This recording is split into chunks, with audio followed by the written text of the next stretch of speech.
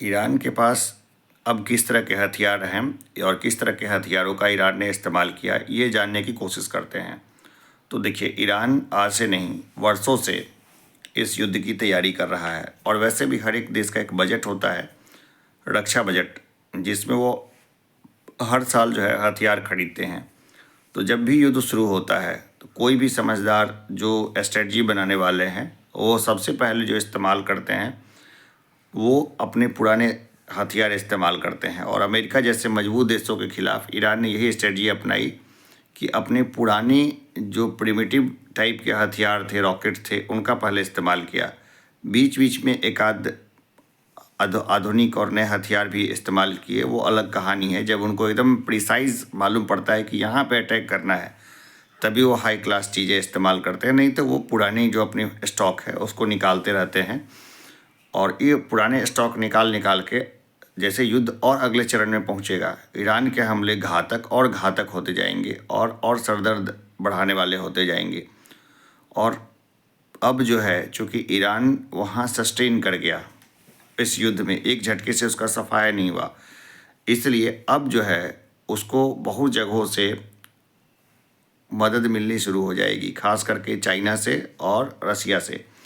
हम लोग पहले भी देख चुके हैं, बहुत पुराने समय में भी, जब वियतनाम में अमेरिका फंसा था, 20 सालों तक वो फंस चुका था, तब भी जो है वियतनाम को बड़ी संख्या में रसियन और चाइनीज़ मिसाइल सिस्टम मिलने लगी थी। और जहाँ तक मेरा आकलन है कि अभी अमेरिका के एक स्टेल्थ विमान को निशाना बनाया गया है, मुझे लगता है कि अब जो है कई सारी चीज़ें चोरी छुपे ईरान पहुँच चुकी है, जिससे ये वार की कॉस्ट जो है ना, अमेरिका को बहुत लंबी पड़ेगी और उसको बड़ा तगड़ा झटका लगेगा, बहुत बुरी मुंह की खानी पड़ेगी।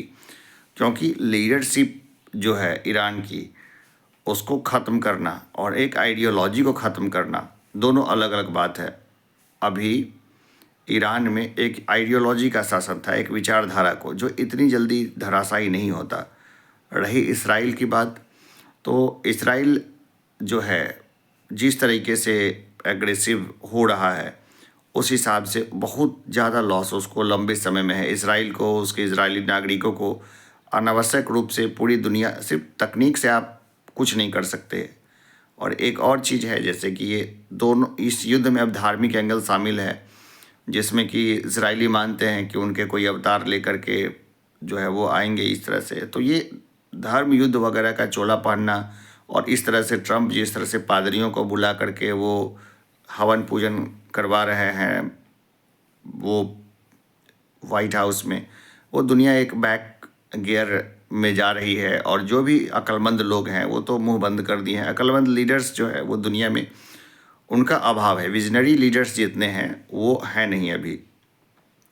तो ईरान के पास हथियारों की कमी होगी नहीं, लंबे, जितना युद्ध लंबा खींचेगा उसके पास हथियारों की और खेप पहुंचने लगेगी, और वो जो है अमेरिका से युद्ध में फंसाएगा।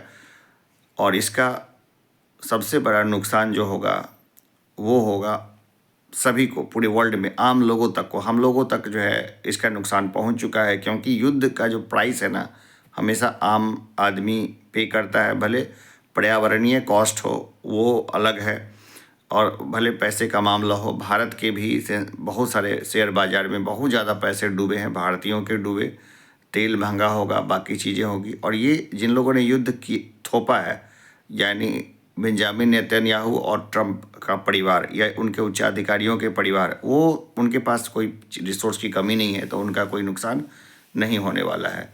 तो हम आम लोगों को कम से कम इस युद्ध के खिलाफ जो है बोलना चाहिए था।